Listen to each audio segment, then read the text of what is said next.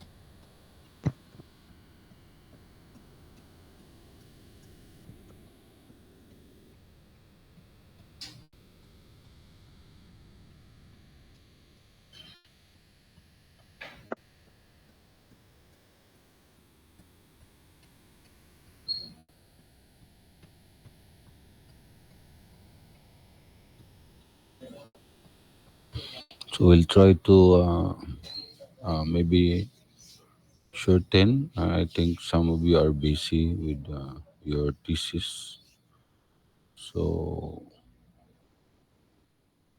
we'll try to do if we can shortcut. Um, Maybe you need more time for your thesis, and so this is the third time. Maybe you can ask from this morning section D, so they have the full, I say, coverage. So this time we have to shortcut a little bit to save time. I need also to do for my masteral. I need also a little bit of time. So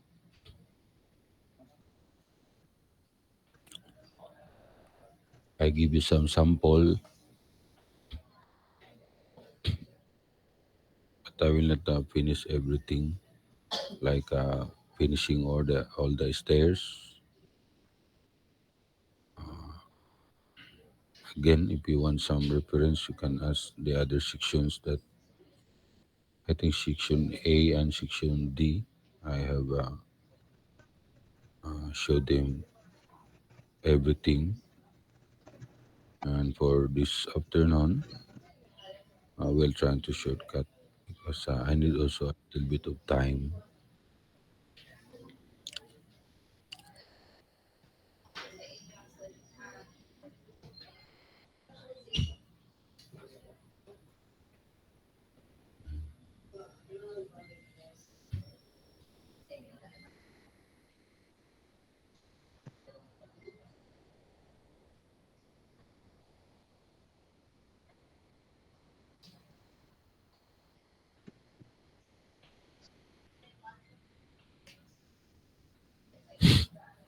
Suko na si Sir Bugs, di mo maminaw. Kala mo hindi ako appeal, no? Suko na Sir Bugs. Dita, ha? Pinapaproceed. Pinapaproceed ta tanan eh. So,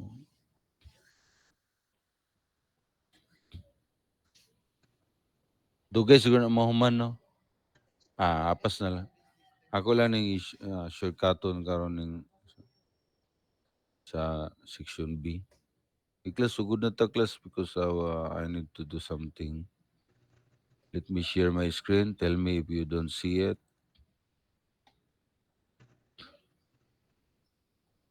Okay, so we start right away.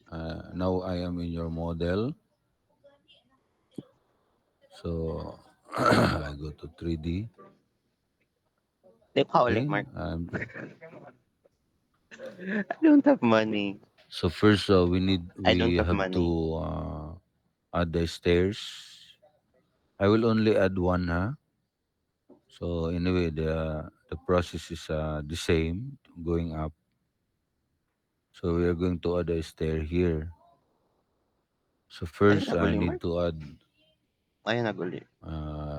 beam that will pick up the landing.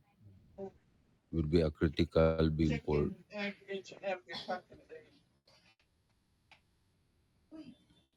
Asa na? So I will go to grade line 3.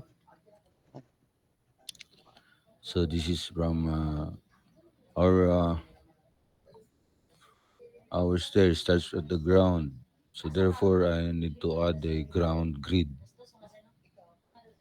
So Ay, apas ako ma'am, paspason ako ni ma'am.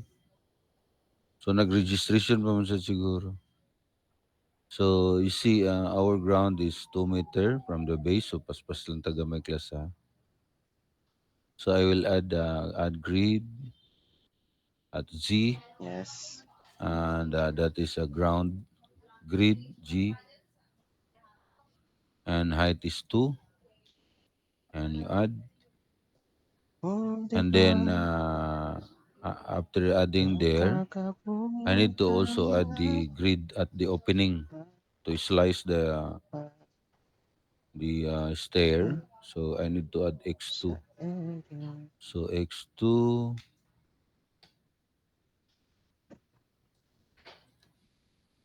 and x2 will be half of the opening, that is 1.5, because the opening is 2.5. So 1.25, then you add. And then another, I need to add another one, that is x3. So x3, and that is 2.5. Yeah. So we have x2, x3 added, and we have the g added. But I need to add also an grid midway or mid height Hmm. from G to 2. to establish my landing slab. Yes. Okay, so and that will be 2 plus 2, half of 4, so 4. So add another level, and I will call that G22. That is from ground To to second floor. second floor, and the height is 4, or the elevation.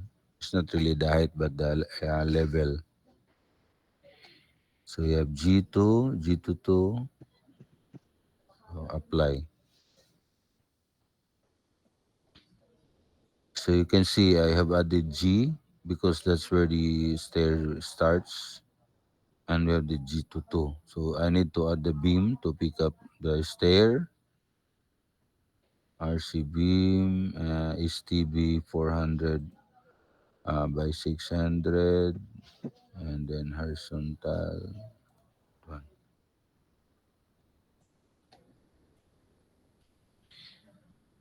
Okay, and then going to ground floor. I will go to ground floor. Uh,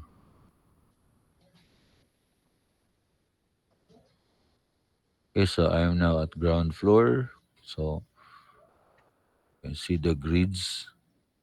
Yeah. So my stair starts here and going up to the middle height and going up to the second floor. Mm. So I need to add a beam there, and then later on I will delete it in order for me to plot my slab. Where is my grid line X? Oh, here I am here. So add a beam there, arbitrary beam only to help me plot the slab.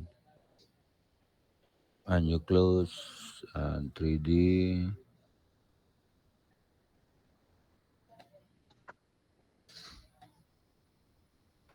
So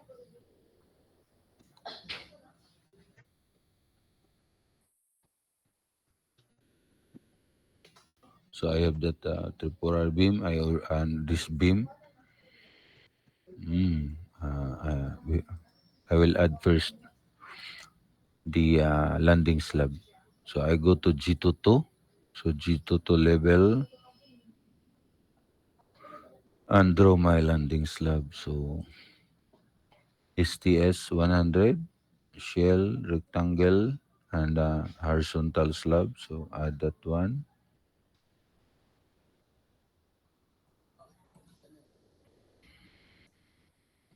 and then close.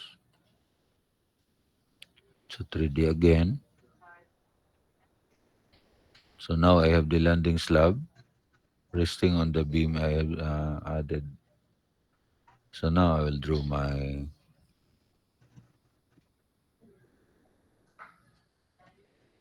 floor. Draw the floor again, the same STS, rectangle, but uncheck this horizontal slab because we are plotting a uh, slanting slab. So and then draw. Start from here, going there, there. Okay, and then from here, going up and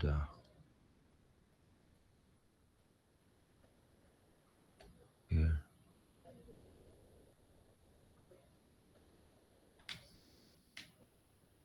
Okay, so that will be your. Then I will delete this one, the beam. So you see, I selected one beam, delete, and put support for stability. So the stair resting on the ground. So I'll put a line load, a line support, and pin. So select this one, the edge one. Okay. And then we apply. So we have already the stairs. So the same process, you go to second to third, add the beam. Okay, so you have the grids already. So what you do, uh, now you finish from ground to second. So what you do, you establish the grids, the grid that is two to mid height, 2 to 3. So establish that, and then draw the beam, and then the slab. So easy as that. Okay, so I will not do all those thing. After you draw all the stairs, so after you draw all the stairs, so okay, you select. So you select the stair, so panel, and then thickness. We know that the thickness It's is 100. STS 100. So now you selected the stairs. So after you've done all the stairs, select all everything, and then after you select, you just mirror it. Mirror to 3 points, no, 17.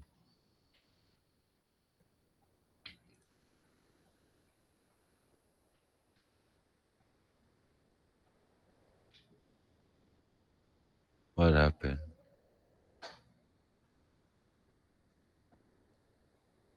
Naghang. Oh, what happened? Close. Saan yung taboklas?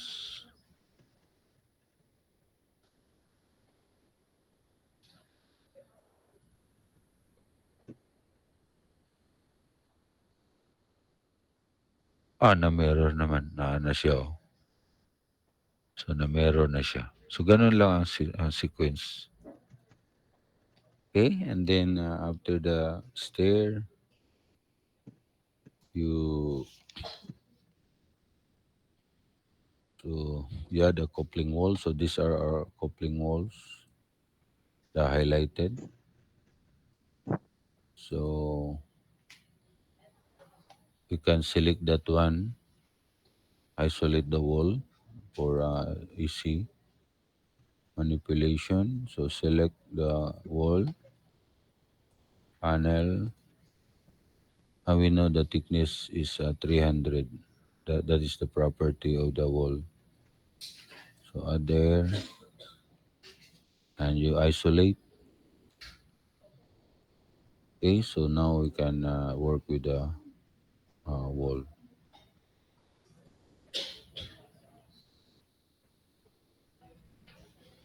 Okay, so first add the wall. So it's down, and we're starting at roof. So that's the height is the height of the wall is 1.3. So the height is 1.3. Okay, and then draw.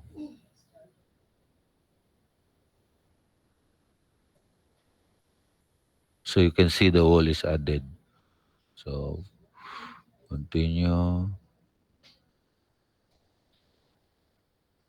Ay, sa class, so may nitabo na duwa naman na yung wall na to. What happened?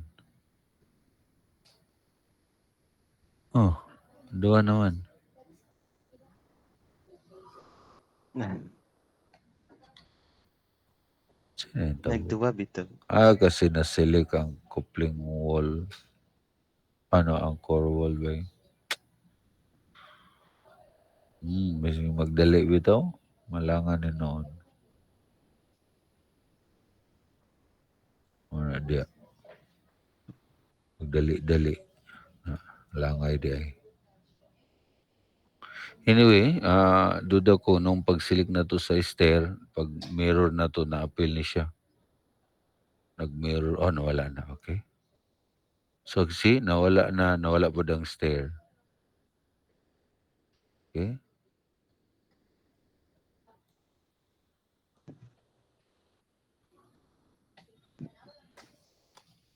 Ay, nako. Magdali-dali ba? So, okay, nawala po ang stair.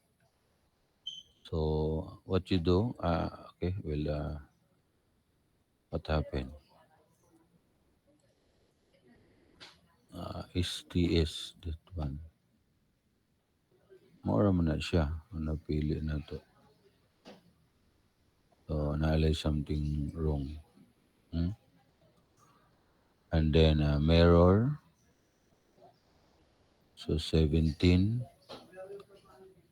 and execute. Okay, so, oh, we have it already. So, we go to wall again. Select panel and CW up, close, isolate. Okay, so now we can work. Yun na. So wall again, height 1.3 from roof, upper roof to roof deck, same thickness, same thickness. So click this. Better I will make another view like this. Okay, so select this.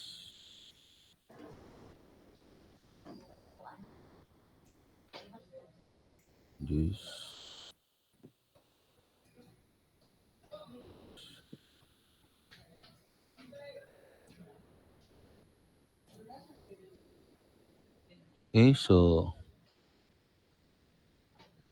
uh, ang height na to is 1.1 sa 1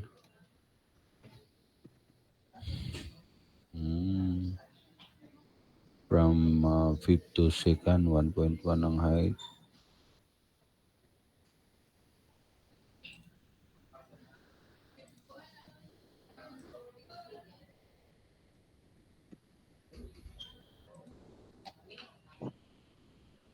Okay, so the same height. Diri lang nag-iba no. Ato na lang tayo na nato.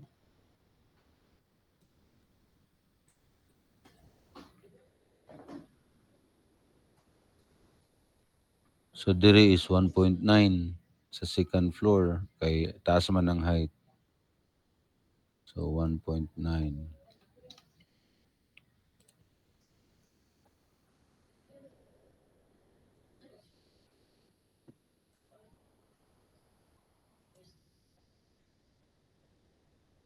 Okay, and then we go to the ground. So wala tayong node diya sa wall. So adto ta sa ground level plan and ground,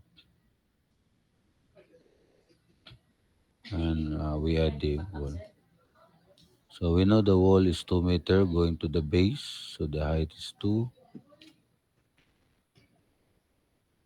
So we have this.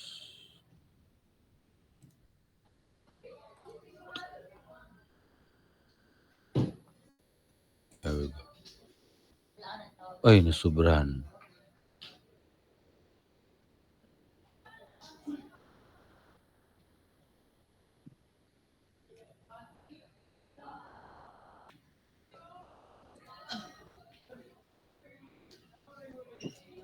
Okay. So close.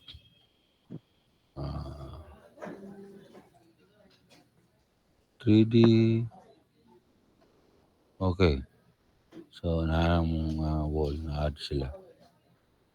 So next is add the rigid diaphragm definition. I-assign sa na to sa core wall. So go core wall and select select everything.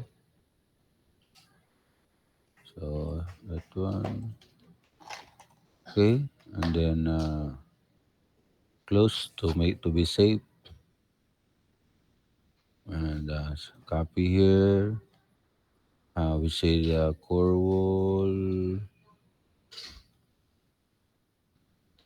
B, and you add and you close. So let's see if we done it right. Panel, four wall, B, select. So okay. And then next, we add the rigid diaphragm definition. So we go to geometry. So panel, and then new. So we call this seismic B, finite element, shell with steepening and partial rigidity only, and analytical model. So add that one, and we nako sige nag-message class. Suko na. Okay, so select the all the slabs. So select panel again, and this time a structure object. Select all the floor. Something na select nga dili ka uban. So I think that is the roof slab. So I we select that one. Thickness. I think that is STRS. So minus that one. So pag idatong na select, I think dire sa taas pero limot ko sa kuha na adton lang ta sa plan. Okay, and then go to upper roof,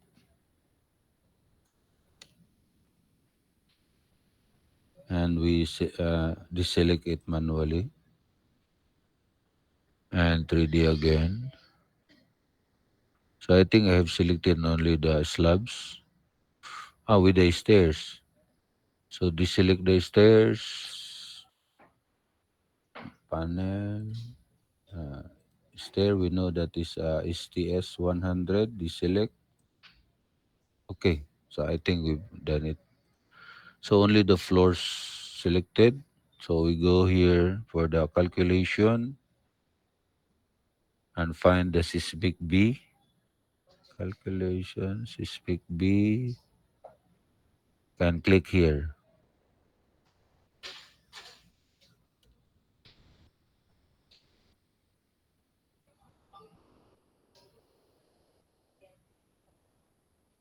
Okay.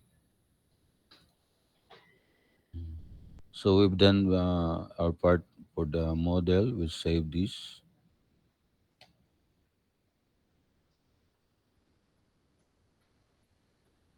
Okay. So that's for the software part, and we are going to have this load uh, loading. So what I will do, I will use the one I've done before, and then I just give you a brief discussion. So I will open. Uh,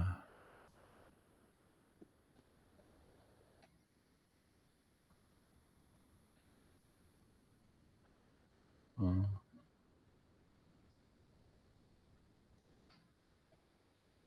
so we've done section B, section D.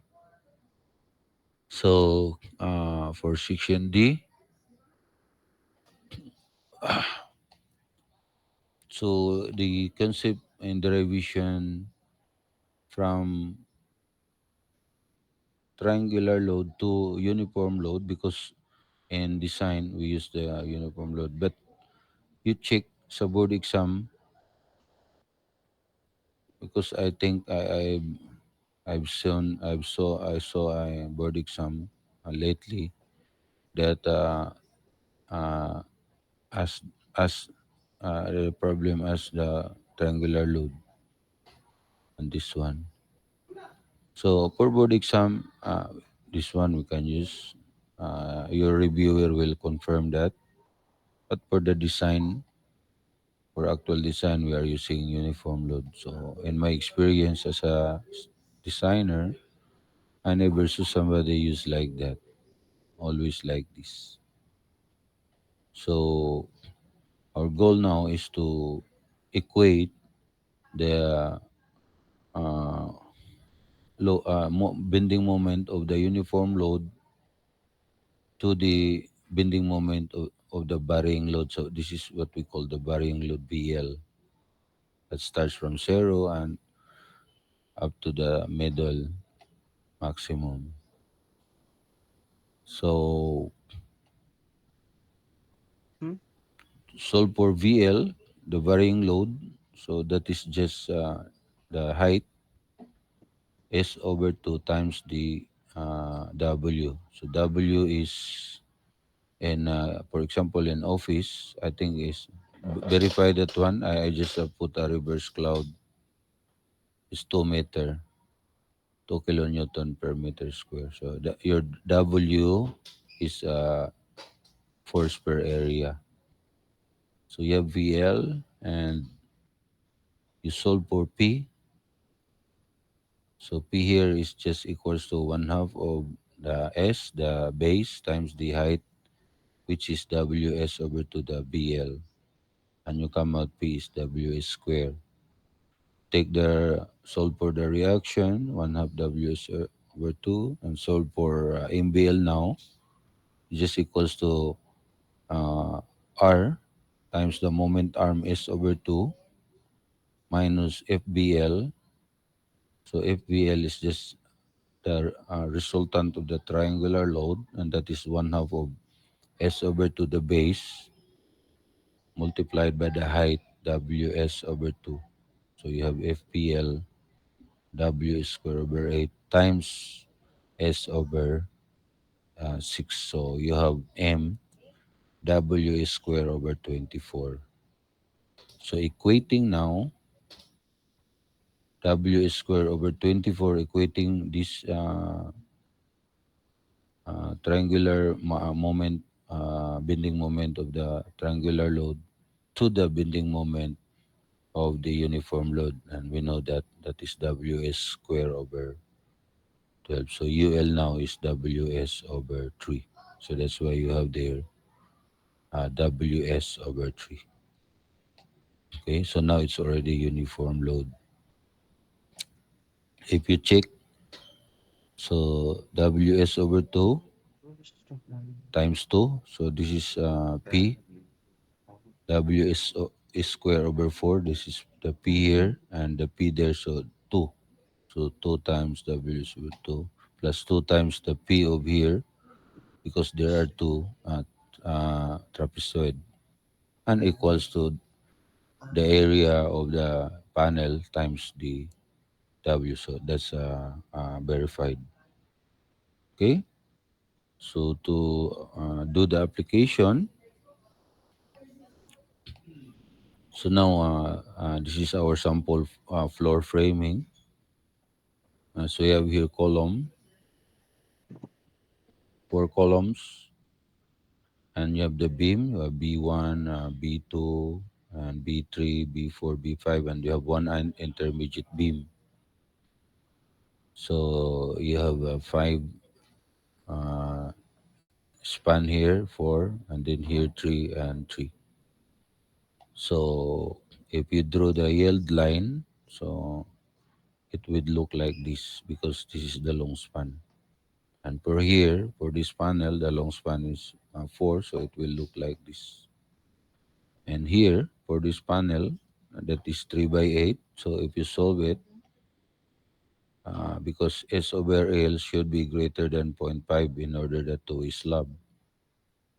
So if you notice, 3 over 8 is lesser than zero point 0.5, so therefore it is one way. So one way distribution is just a simple, just draw the tributary area like this. Okay?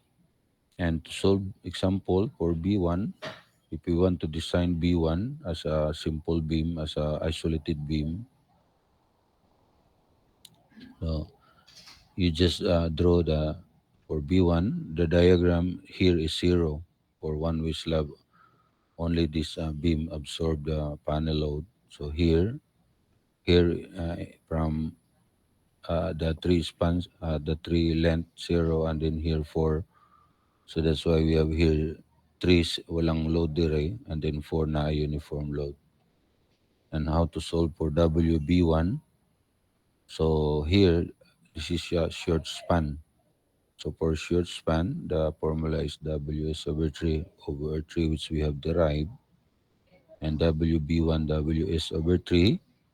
And for that panel, the short span is 4. So W, assuming W is 2 for live load, and we have 8 over 3. And for B4, uh, the same. Okay, so for B4, so this is B4.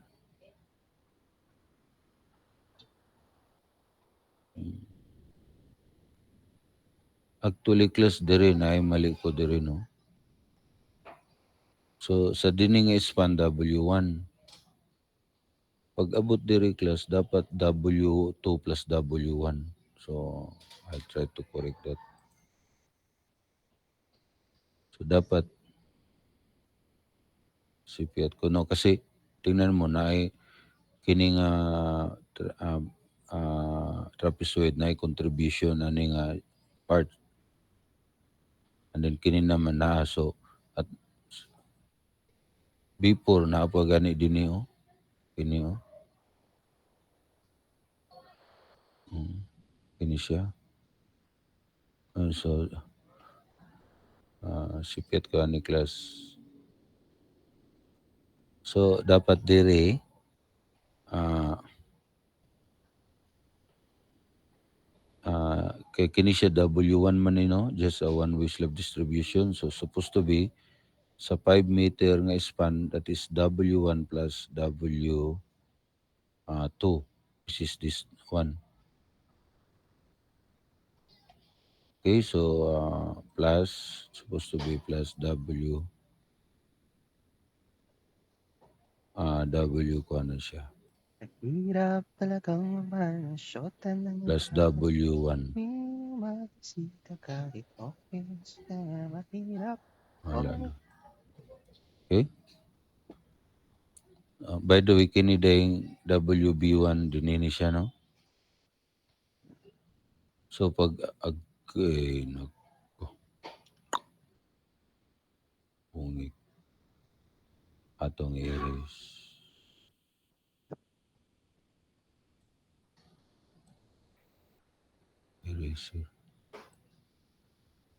Okay? And then pag abot diri sa 4B4, kasi ma-confuse mo. Wala mo gud mo, wa mo gud na makita ninyo gyud sa ato na lang nangyana, no?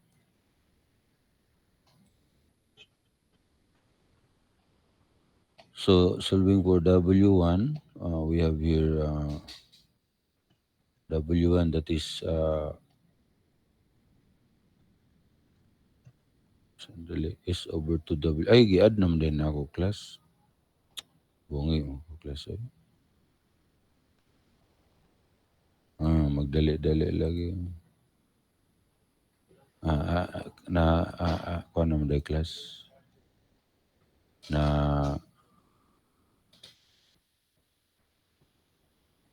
sa man. So sa W1, ang W1 is addition dire. So W1 is over 2. This is S over 2 for this panel times W and then for this panel. So nalibog na ko. And that this panel is WS over 3. So WS over 3. So panel na kini nga panel ang S is 3. So S is 3. And diri naman na panel S is 3. So we have 5. For W2, kining W2 here. So addition of these two panels. So for this is span 5 meter, the kining W2. So we have S over 2 again. S over 2 divide W times W plus. Diri naman ang formula long span na siya. And that is WS over 3 this one. So substituting S here is 2, S here is 3 for this panel, and S here for this panel is 4. Okay? So you have that value. And this is, ako na lang i-erase class para, oh, erase na lang ako na para dili mo malibog. Where's my eraser? Oh. So, salip na, dili na tama ha. Kaya nga nagpakita ni mo na ay reverse cloud. Pag naka-reverse cloud, meaning to say to be confirmed. Okay?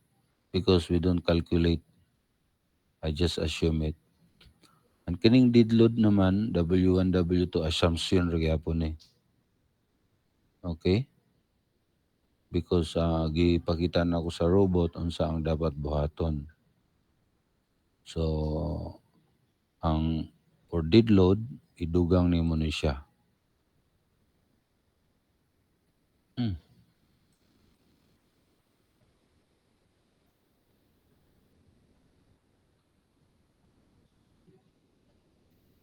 Buang na.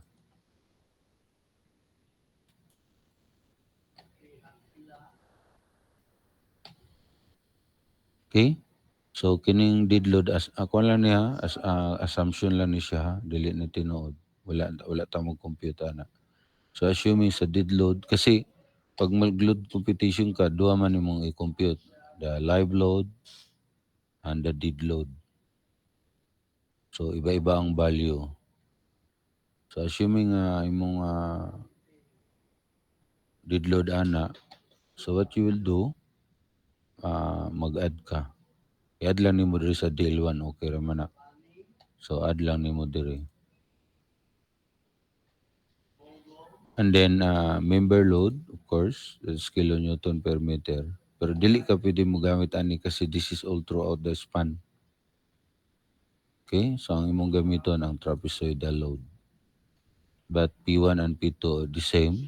And then define mo ang X1.